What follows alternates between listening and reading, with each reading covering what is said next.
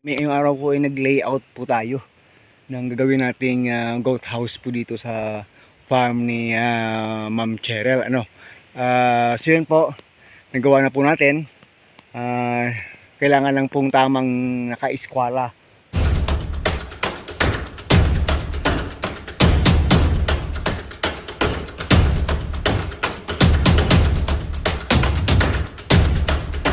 Ng 90 degrees yung bawat sulok, para po sure po tayo na tama po ang pagkakagawa natin ito.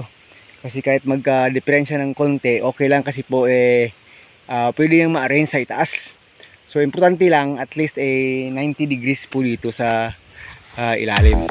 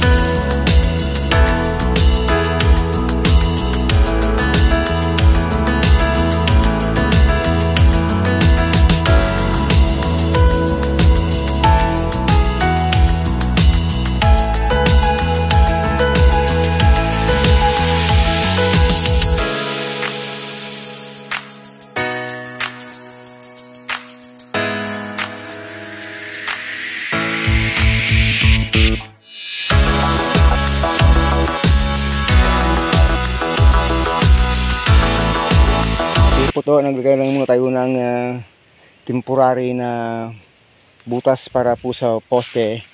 Yan po. Kasi nga po yung perimeter na post natin sa palibot ay 8 po yan. At saka may center po tayong poste dito sa gitna na 4. Siya yung sasalo ng weight sa gitna. So ginawa na natin lahat yung mga butas. Kahit na ano pa lang muna, yung pisap lang. Lalaliman pa yan, at least mga 2 feet sa lalim, para po talagang matibay siya. Ginawa lang po natin yan para na, kasi na-measure na natin yung mga distance sa palibot. Kaya ginawa na natin muna yung butas para po kahit sino na yung tutulong sa atin dito sa paghukay po ng butas ng para sa poste po, okay na, hindi na po magkakamali. Kasi po na-layout na po natin yan. Na-layout na natin yan po. Naka 90 degrees talaga yan. Yung laki po kasi nitong floor plan natin ay nasa 16 by 32 feet. yun po yung laki. Kasi may nagawa na nitong 16 by 32 doon sa kabila kay Ma'am Cathy Didulo po, ay kasya po yung 50 heads na ano. Tamang tama po yan sa 50 heads po na kambing na darating this first week of December. O sige po, hanggang dito na lang muna. Dugtungan na lang natin ang mga gagawin pa nating mga trabaho, activity ngayong araw po mga ka-agri.